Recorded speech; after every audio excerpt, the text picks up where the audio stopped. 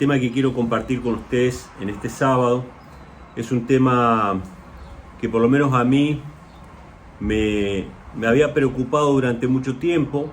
No es algo que sea fácil de entender para ninguna persona que lea la Biblia, sobre todo para los que están leyendo la Biblia por primera vez. Los que quieran pueden ir buscando, los que quieran acompañar en la lectura, porque hoy voy a leer varias citas, no solamente de la Biblia, sino del Espíritu y Profecía.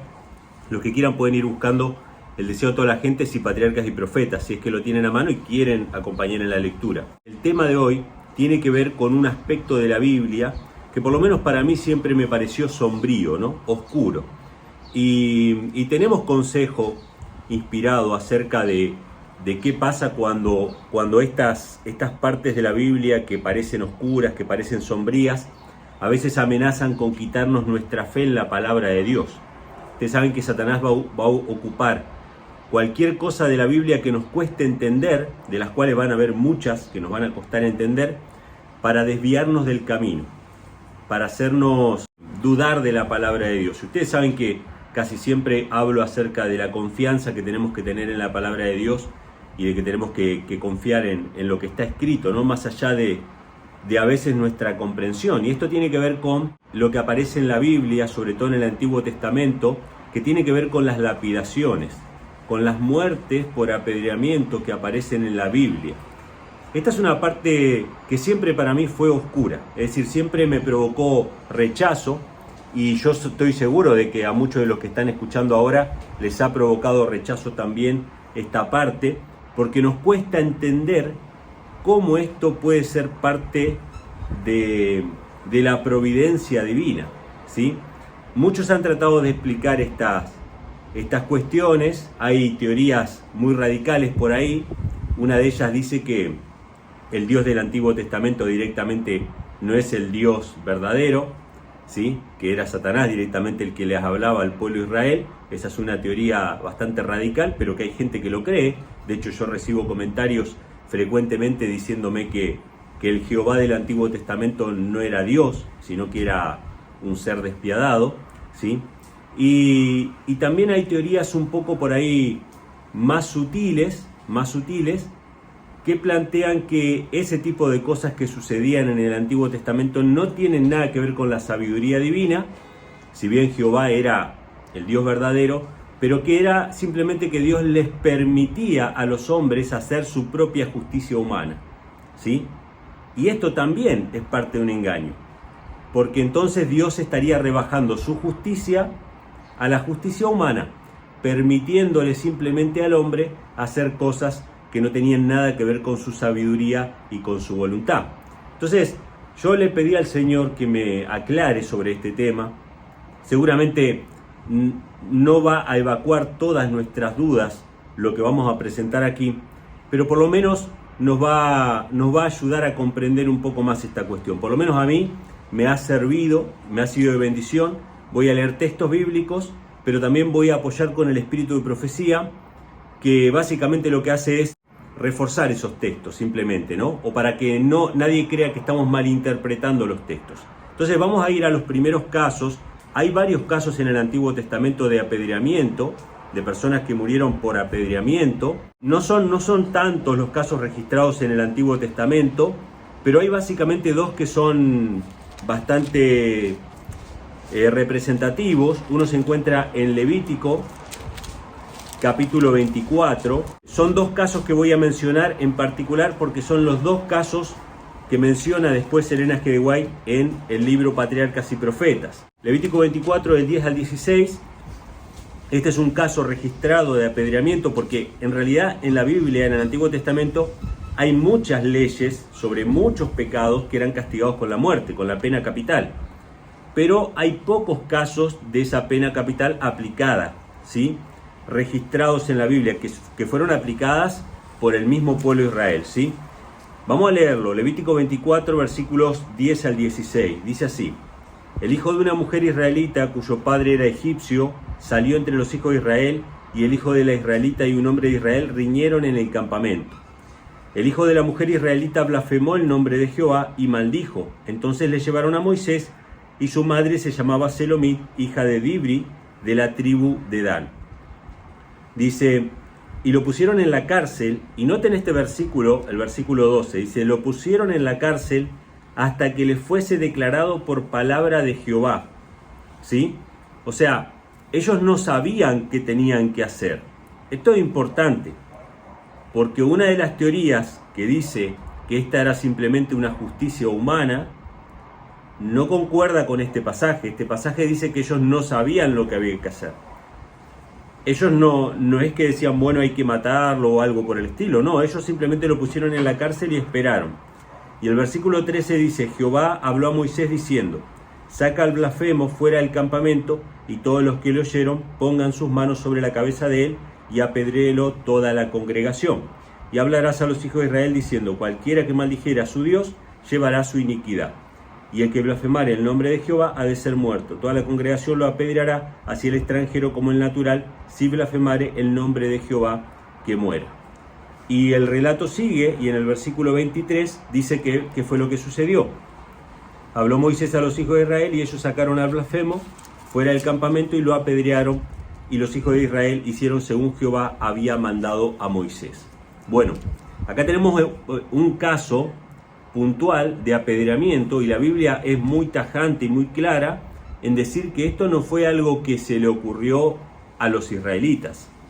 No fue que ellos dijeron, bueno, como las naciones paganas hacen esto, nosotros vamos a hacer lo mismo, sino que ellos se quedaron ahí esperando a ver qué era lo que Dios decía, y Dios les dio una orden específica, ¿sí? Y ellos cumplieron esa orden específica. Vamos al siguiente caso. Está también en el libro de Números, capítulo 15, versículo 32 al 36. Y en este caso fue la violación del sábado de manera abierta. Este es un caso también bastante recordado, y vamos a ver qué es lo que dice después el Espíritu y Profecía sobre esto. Números 15, versículo 32 al 36. Dice, estando los hijos de Israel en el desierto, hallaron un hombre que recogía leña en día de sábado. Y los que le hallaron recogiendo leña le trajeron a Moisés y a Aarón y a toda la congregación, y lo pusieron en la cárcel porque no estaba declarado lo que habían de hacer. Fíjense que pasa exactamente lo mismo. Esta gente no es que eran locos fanáticos, ¿sí? Como suele pasar en Medio Oriente, ¿sí? Ustedes saben que hay naciones en Oriente Medio que hasta el día de hoy practican la lapidación, y que cuando a ellos les parece que algo está mal, matan a esa persona. Por lo general son mujeres, hasta el día de hoy eso sucede. Esos son locos fanáticos. Pero el pueblo de Israel no eran locos fanáticos. Ellos dijeron, lo encontraron en sábado, violando el mandamiento, lo llevaron delante de Moisés y lo pusieron en la cárcel porque no sabían lo que tenían que hacer. Y dice que ellos consultaron a Jehová. Versículo 35. Jehová dijo a Moisés, irremisiblemente muera aquel hombre, apedréelo con piedras toda la congregación fuera del campamento. Entonces lo sacó la congregación fuera del campamento y lo apedrearon con piedras, y murió como Jehová mandó a Moisés. Vemos que los dos casos son similares. Pasó exactamente lo mismo. Ellos esperaron una declaración de parte de Jehová, y no fue el impulso natural de ellos hacer algo así, algo tan drástico. Sin embargo, Dios mandó que eso suceda. Ahora, quiero contrastar este caso con algo que pasa en el Nuevo Testamento. Vamos a ir al Nuevo Testamento ahora, y vamos a ir a Juan, capítulo 8, el caso en el cual una mujer sorprendida en adulterio, porque obviamente, como les decía al principio, habían muchas cosas que eran castigadas con la muerte en Israel, y una de ellas era el adulterio, ¿sí? Entonces, en Juan capítulo 8, a Jesús le traen una mujer sorprendida en adulterio. Vamos a leerlo. Eso está en Juan capítulo 8, del versículo 1 al 11, y dice lo siguiente. Jesús se fue al monte de los olivos, por la mañana vino otra vez al templo, y todo el pueblo vino a él, y sentándose les enseñaba. Entonces los escribas y los fariseos le trajeron una mujer tomada en adulterio, y poniéndola en medio le dijeron, Maestro, esta mujer ha sido tomada en el acto mismo del adulterio, y en la ley Moisés nos mandó apedrear a las tales. Tú pues, ¿qué dices? Esto es interesante. Ellos no saben con quién están hablando. Ellos piensan que están hablando con un maestro de Israel, simplemente, con un maestro medio apóstata que les está quitando popularidad, pero ellos no saben que están hablando con aquel que le dio la ley a Moisés. Esto es muy interesante, y para los cristianos de nuestra época tenemos que entender que lo mismo que hacían los escribas y fariseos en este momento es lo que hace el cristianismo hoy en día. Quieren poner a Moisés contra Cristo, en otras palabras, a Cristo contra Cristo. Porque según el apóstol Pedro, todos los santos hombres de Dios, o sea, los profetas, inclusive Moisés, hablaron siendo inspirados por el Espíritu de Cristo que estaba en ellos.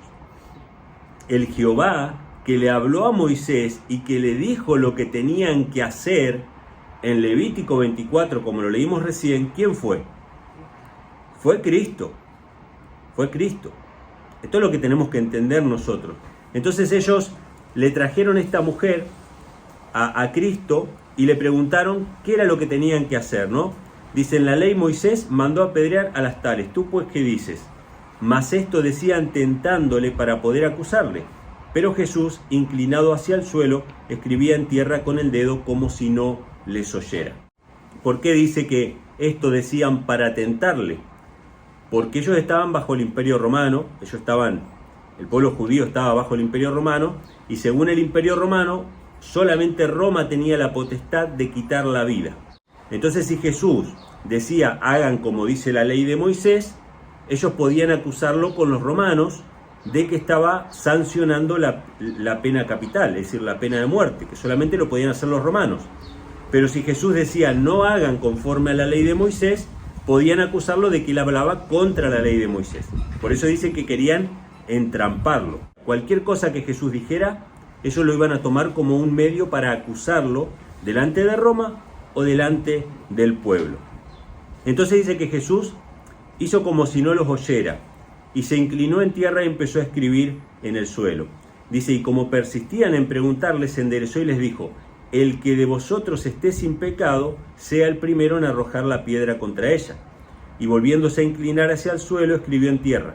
Y oyéndolo ellos, redargüidos por su conciencia, salieron uno a uno, comenzando desde los más viejos hasta los postreros, y quedó solo Jesús y la mujer que estaba en medio. Y enderezándose Jesús, y no viendo a nadie, sino a la mujer, le dijo, ¿dónde están los que te acusaban? ¿Ninguno te condenó? Y ella dijo, ninguno, Señor. Entonces Jesús le dijo, ni yo te condeno, vete y no peques más. Cuando nosotros contrastamos estas dos historias, si leemos superficialmente estas dos historias, la del Antiguo Testamento con la del Nuevo, podríamos llegar a la conclusión de que son dos espíritus totalmente distintos, ¿sí? El Jehová que habló en el Antiguo Testamento y que dijo irremisiblemente muera, no parece tener nada que ver con este Jesús que simplemente perdonó el pecado de esta mujer y que dejó de lado, al parecer, la ley de Moisés. O que a través, digamos, de una repregunta, eludió la trampa de los escribas y fariseos, ¿sí? Pero a mí me gustaría que nosotros podamos ver con mayor profundidad qué fue lo que realmente pasó. ¿Cristo estaba contra Cristo? ¿Cristo estaba dando de baja en ese momento el sistema establecido a través de Moisés? ¿Qué fue lo que realmente pasó en estos dos momentos? Vamos a ir primero, si tienen el libro Patriarcas y Profetas me acompañan, si no yo voy a tratar de hacer la lectura lo más llevadera posible. Ustedes saben que no me gusta leer demasiado, pero en este caso es necesario. Voy a leerles un par de citas. La primera se encuentra en el capítulo 36 de Patriarcas y Profetas. En la versión que yo tengo acá, de tapa dura, es la página 382. El párrafo empieza de esta manera: en cierta ocasión. Habla justamente de los apedreamientos que leímos hace un ratito. Esto está en el capítulo 36 de Patriarcas y Profetas, página 382. Y dice lo siguiente. Vamos a ver lo que dice la mensajera del Señor. Yo estoy seguro de que si esto era obra de la sabiduría humana, Elena G. White lo tiene que decir.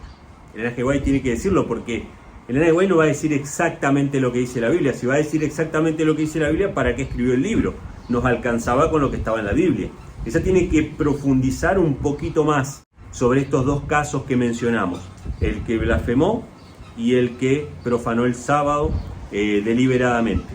La cita comienza de esta manera, dice: en cierta ocasión, el hijo de una israelita y un egipcio, uno de los miembros del populacho mixto que habían salido de Egipto con Israel, abandonó la parte del campamento que le fue asignada.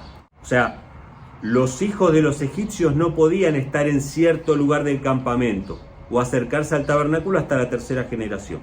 Dice: entró en la de los israelitas y aseveró tener derecho a levantar su tienda allí. La ley divina se lo prohibía, pues los descendientes de un egipcio estaban excluidos de la congregación hasta la tercera generación. Fíjense que el N.G. White llama a la ley de Moisés la ley divina. No la llama la ley humana, o la ley israelita, o la ley judía. No, la ley divina. Porque todo lo que fue dado a Moisés fue dado por Dios. Entonces, esta exclusión de los egipcios también era algo divino. Ellos estaban excluidos hasta la tercera generación. Se entabló una disputa entre él y un israelita, y habiéndose presentado el asunto a los jueces, el fallo fue adverso al transgresor. O sea, le dijeron: vos te tenés que ir de acá. O sea, la ley te prohíbe estar acá. Enfurecido por esta decisión, maldijo al juez y en el ardor de su ira blasfemó contra el nombre de Dios. Esto fue lo que pasó. Inmediatamente se le llevó ante Moisés. Se había dado el mandamiento: igualmente el que maldiga a su padre o a su madre morirá. Pero no se había dictado medida aplicable a este caso. Era tan terrible este delito que era necesaria la dirección especial de Dios para decidir lo procedente. Se puso al hombre bajo custodia mientras se averiguaba cuál era la voluntad del Señor. Dios mismo pronunció la sentencia. Bueno, el N.G. White no dice que fue una impresión del pueblo o que el pueblo tomó su propia decisión. No, dice: Dios mismo pronunció la sentencia y por orden divina se condujo al blasfemador fuera del campamento y allí se le dio muerte por apedreamiento. Los que habían presenciado el pecado colocaron las manos sobre la cabeza de él y, atestiguando así solemnemente la veracidad del cargo que se le hacía, luego le tiraron las primeras piedras. Fíjense estas palabras, ¿no? Los testigos le tiraron las primeras piedras. ¿Qué fue lo que le dijo Jesús a los escribas y fariseos? El que esté libre de pecado, que arroje la primera piedra. Es decir, el que atestigua, el que vio el pecado, el que fue testigo de eso, tenía que ser el primero. Dice: y el pueblo que estaba cerca participó después en la ejecución de la sentencia. A esto siguió la promulgación de una ley que había de aplicarse a ofensas semejantes. Y ahí cita Levítico 24, 15 y 16, que dice que aquel que maldijera a su Dios va a morir irremisiblemente. Y ahora fíjense el párrafo siguiente. El párrafo siguiente es el clave. El N.G. White va a comentar sobre esto que a mí me causaba perplejidad, que seguramente a muchos les causa perplejidad hasta ahora, y que no podemos entender cómo puede ser esto parte de algo que venga de Dios. Y preferimos inventar teorías, ¿no? Y decir: bueno, lo que pasa es que Dios les permitía que en su salvajismo vivan como salvajes, que un poco también es una visión evolucionista de la historia, ¿no? La visión evolucionista de la historia considera que nosotros somos mejores hoy o más civilizados que nuestros antepasados. Esa es la visión evolucionista. Pero la visión bíblica dice que no, que nuestros antepasados conocían más a Dios que nosotros. Es al revés, que el ser humano se va degradando cada vez más. Eso es lo que dice la Biblia, ¿sí? Entonces fíjense lo que va a decir el N.G. White sobre este acontecimiento. Hay quienes expresan dudas acerca del amor y la justicia de Dios al aplicar un castigo tan severo por un delito consistente en palabras habladas en un momento de ira.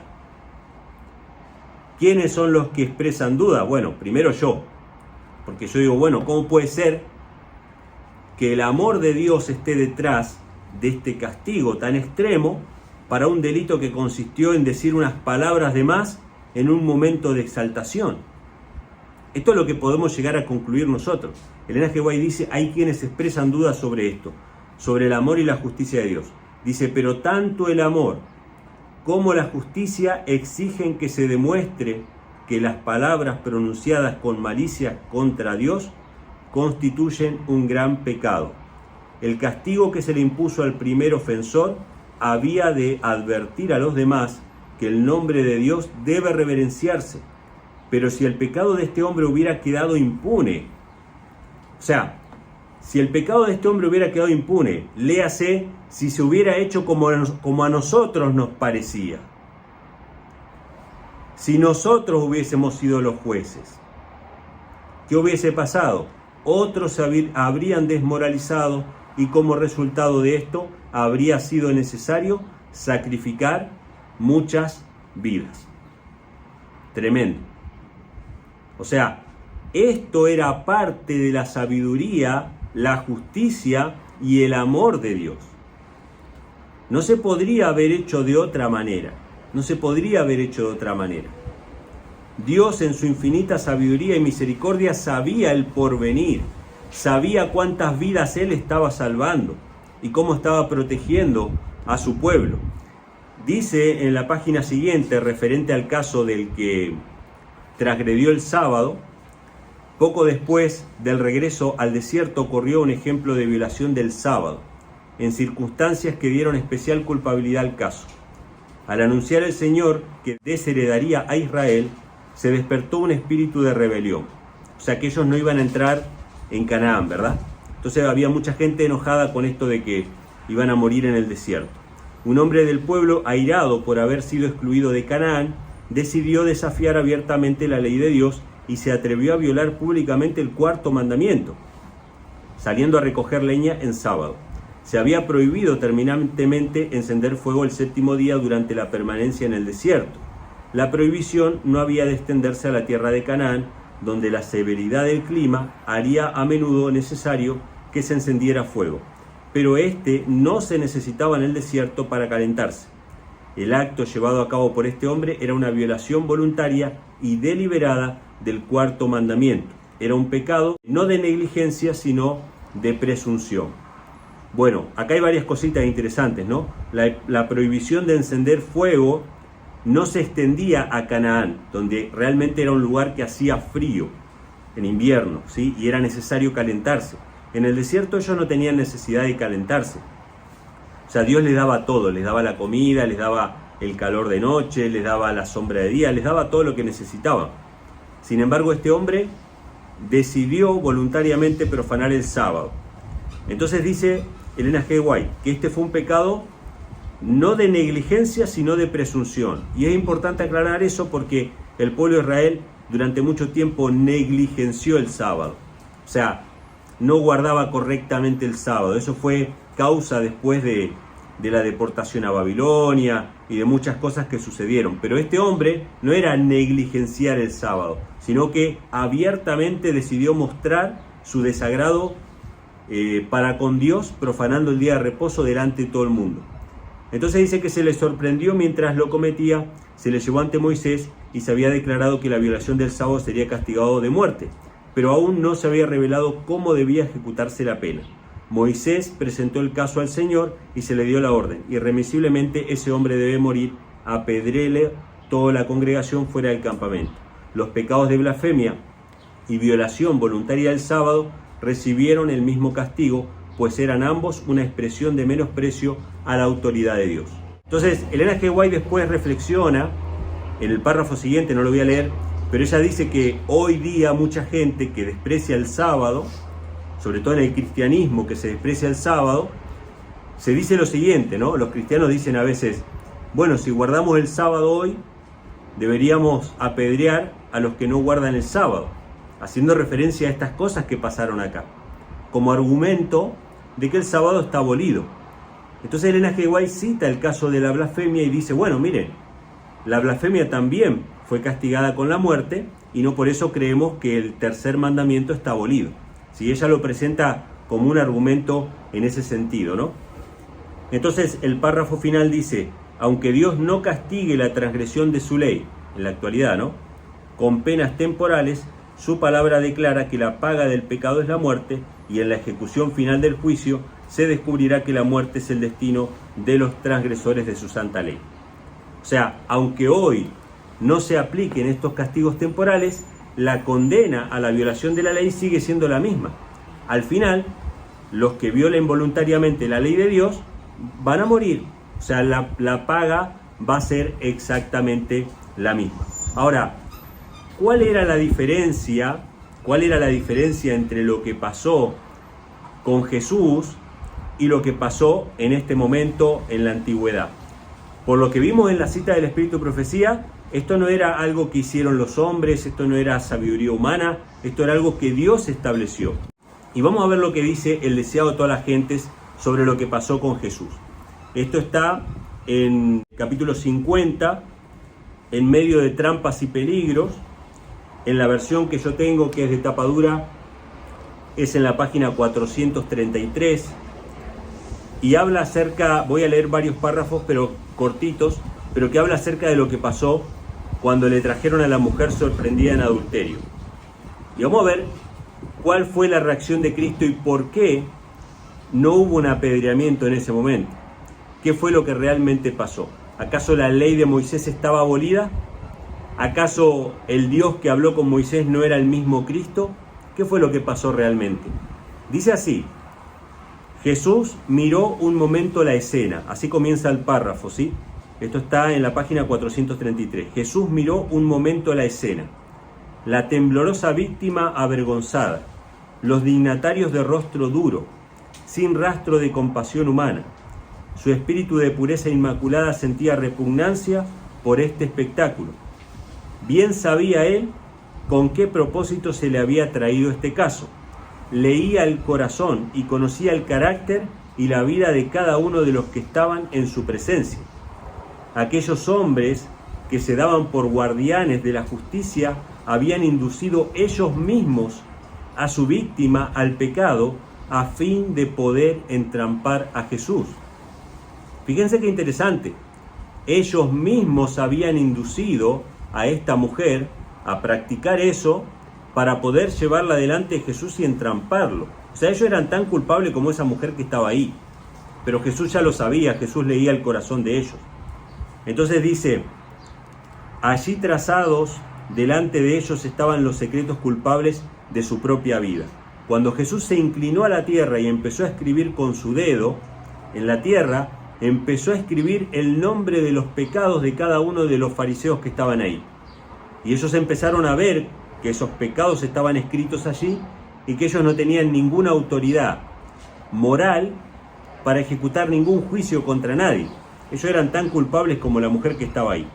Y el siguiente párrafo dice: a la par que profesaban reverencia por la ley, los rabinos, al presentar la acusación contra la mujer, estaban violando lo que la ley establecía. ¿Qué dice Elena G. White? Que estos rabinos estaban violando lo que la ley establecía. Era el deber del esposo iniciar la acción contra ella, y las partes culpables debían ser castigadas por igual. La acción de los acusadores no tenía ninguna autorización. Fíjense qué interesante esto.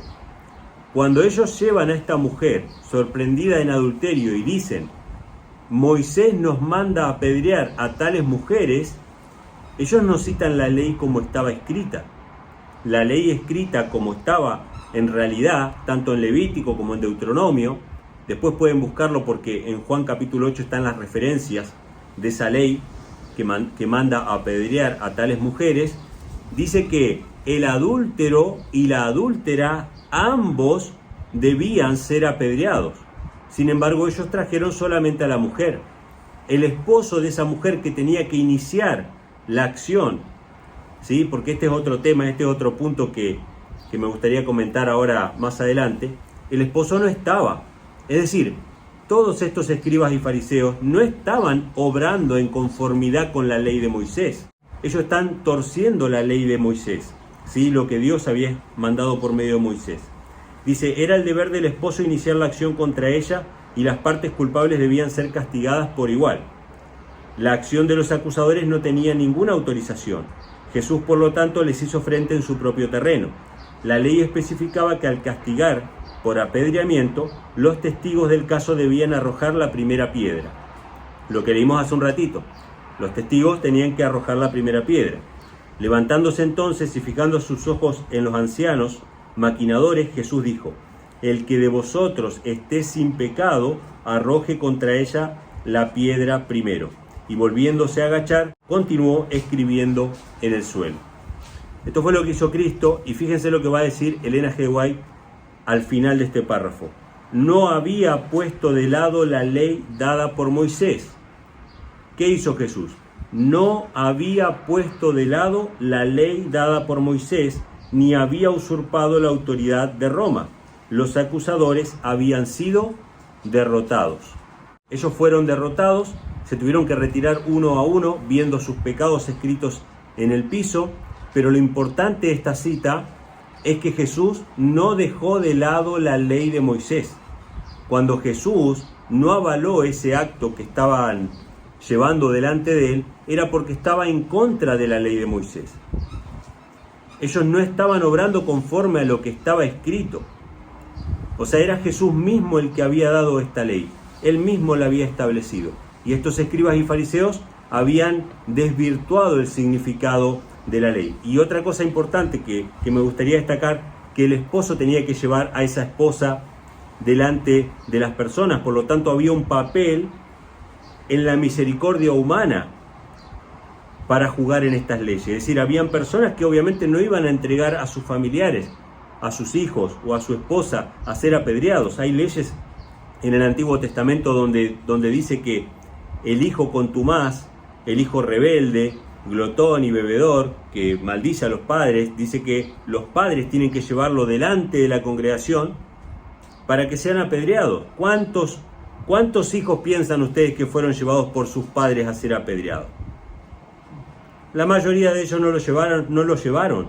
Cuando José se dio cuenta que su esposa estaba embarazada, su esposa María estaba embarazada, ¿qué tendría que haber hecho él? Él la podría haber llevado delante de los jueces para decir que su esposa o con quien él estaba desposada había fornicado o había cometido adulterio. Sin embargo, él no lo hizo. Decidió abandonarla en secreto, ¿sí?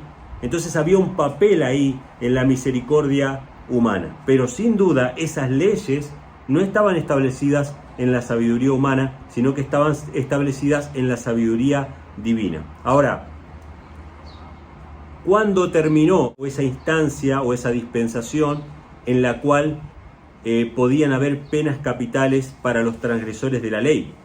Bueno, este momento o esta instancia o este periodo, nosotros solemos llamarlos una teocracia, es decir, cuando el pueblo de Israel estaba bajo el gobierno directo de Dios a través de sus profetas.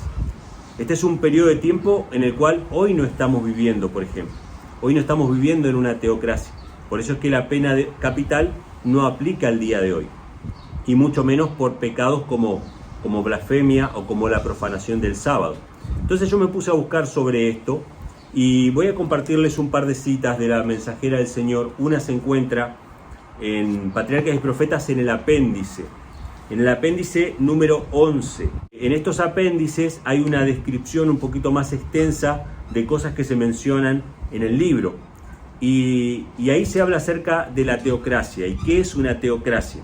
¿Sí? La mensajera del Señor explica que el pueblo de Israel fue una verdadera teocracia, es decir, fue un gobierno dirigido directamente por Dios. Y por lo tanto, como era dirigido directamente por Dios, no podían haber fallas humanas y no podían haber víctimas inocentes en esa pena capital. Vamos a leerlo, eso está en la nota número 11 del apéndice. En el apéndice están todas las notas y todos los comentarios a lo que está en el libro. Y en la nota 11 arranca de la siguiente manera. Dice: una teocracia es un gobierno que deriva su poder directamente de Dios. El gobierno de Israel era una verdadera teocracia, era realmente un gobierno ejercido por Dios. ¿Qué nos dice el Espíritu de Profecía? Que el pueblo de Israel fue una verdadera teocracia, era un gobierno ejercido por Dios. Por eso es que podía existir en ese gobierno la pena capital siempre y cuando fuera dirigida por Dios. En la página siguiente, estamos en la misma nota, es el párrafo anteúltimo, dice así: con excepción del reino de Israel, jamás ha existido en la tierra gobierno alguno en el cual Dios haya dirigido los asuntos de Estado mediante hombres inspirados. Elena G. White dice que nunca ha existido, fuera del pueblo de Israel, ningún gobierno, ningún reino que haya sido dirigido directamente por Dios. ¿Por qué se habla de esto? Porque obviamente después de que Israel fue dispersado, o que el pueblo judío, digamos, fue dispersado, fue rechazado como nación, nunca más se levantó una nación o un pueblo que fuera dirigido directamente por Dios. Por lo tanto, todos aquellos que intentaron ocupar ese lugar, lo que hicieron fue usurpar el lugar de Dios. La Iglesia Católica durante la Edad Media perseguía y mataba a los que ellos consideraban que cometían crímenes contra Dios o contra la Iglesia. Pero eso nunca fue dirigido por Dios. El único pueblo que fue dirigido directamente por Dios y que fue verdaderamente una teocracia fue el pueblo de Israel.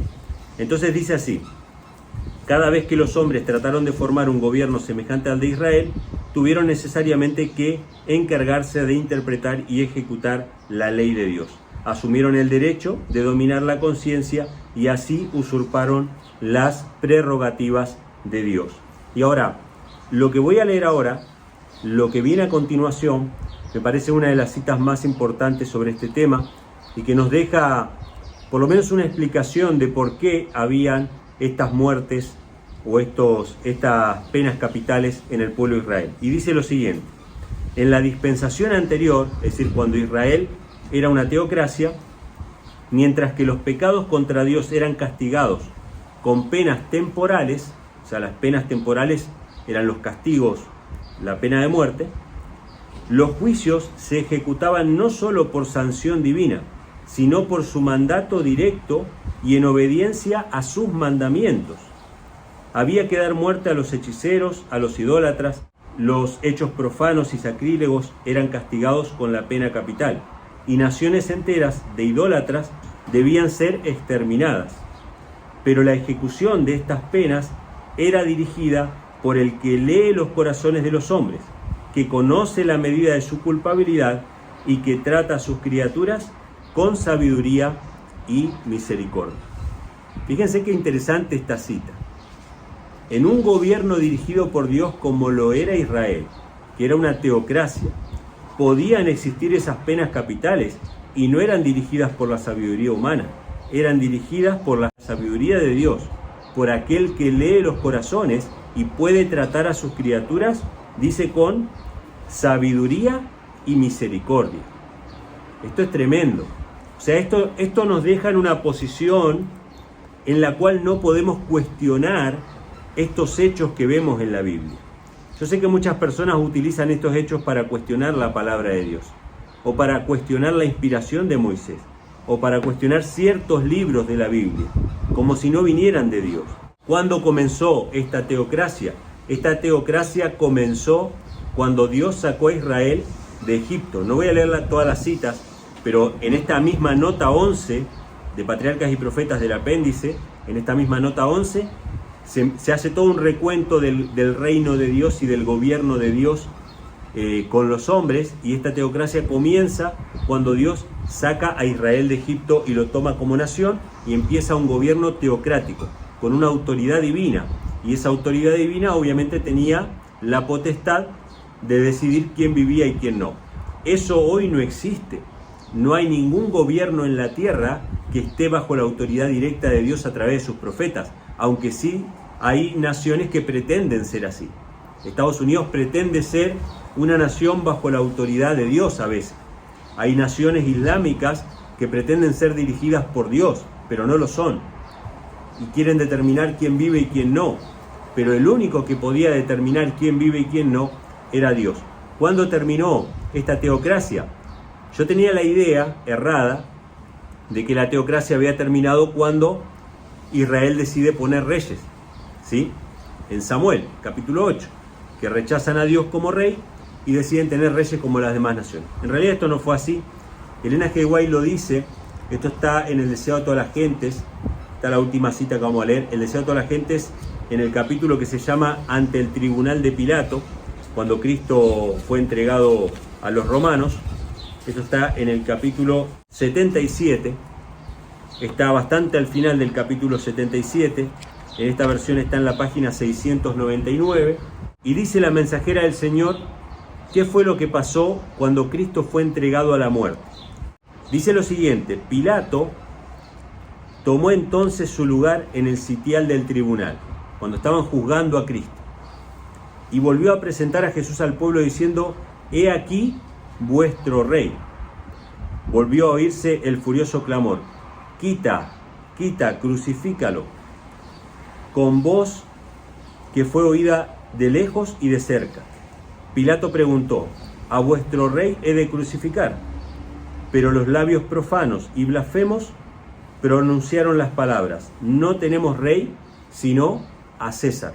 Todos recuerdan esta escena. Pilato decía: «¿Qué voy a hacer con vuestro rey?». Y el pueblo dijo: «Quita, crucifícalo, no tenemos más rey que César». Y escuchen lo que va a decir Elena G. White sobre esta declaración. Al escoger así a un gobernante pagano, la nación judía se retiraba de la teocracia, rechazaban a Dios como su rey. De ahí en adelante no tendría libertador, no tendría otro rey, sino a César. Ustedes saben que cuando empecé a estudiar este tema, le tenía un poquito de resentimiento o de recelo a esta palabra teocracia, porque obviamente no es una palabra que aparezca en la Biblia, ¿sí?, como muchas otras palabras que no aparecen en la Biblia, y pensé que por ahí era fruto de razonamientos teológicos. Pero cuando puse en el buscador la palabra teocracia, en el buscador del Espíritu de Profecía, me sorprendió al encontrar tantas referencias. Aparecen, si ustedes ponen teocracia en el buscador, les van a aparecer estas citas del apéndice que leímos recién, y le van a aparecer estas citas del deseo de todas las gentes y alguna otra cita más. Hay varias, ¿sí? Y ahí ustedes pueden ver cuándo comenzó la teocracia: cuando Dios sacó a Israel de Egipto. ¿Cuándo terminó la teocracia? Cuando Israel rechazó al rey de Israel, que era Cristo. Y dijeron: no tenemos más rey que el César. O sea, ¿quién era el rey de Israel? ¿Quién era el Dios, el Jehová que hablaba con Moisés en el Antiguo Testamento? Era Cristo. Entonces, mientras Israel tenía a Dios por su rey y tenía a sus profetas, podía esta nación determinar quién vivía y quién no. Pero cuando terminó la teocracia, nunca más hubo una nación, y nunca la habrá hasta la venida de Cristo, que pueda tener esta potestad de ser gobernada directamente por Dios. Entonces, en todas estas citas, en todos estos versículos, podemos ver, hermanos, que estas cosas que pasaron estaban sujetas a la sabiduría divina, que no eran cuestiones humanas simplemente, que no eran juicios humanos, que Cristo no estaba contra la ley de Moisés, porque Cristo mismo había dado la ley de Moisés, que cuando a Cristo le trajeron a esta mujer para apedrearla, Él no era que estaba dando de baja la ley de Moisés, sino que simplemente los estaba acusando a ellos de ser quebrantadores de la ley de Moisés y de torcer la palabra del Señor. Que el mismo Cristo fue el que inspiró a Moisés, el dador de la ley, y que obviamente el pueblo de Israel rechazó a su rey, a Cristo, en la crucifixión, y nunca más va a haber un pueblo que tenga una teocracia. Pero espero que estas pequeñas reflexiones nos ayuden a arrojarnos luz sobre estas partes que pueden parecernos oscuras, que pueden parecernos contrarias a la misericordia o el amor de Dios, y que podamos ver en la providencia de Dios, aunque nos cueste entenderlo, que podamos ver siempre su amor, que Él sabe lo que es mejor para nosotros y Él ve el futuro, y cómo y de qué manera Él preservó a su pueblo y su palabra. Que Dios les bendiga y que tengan feliz sábado.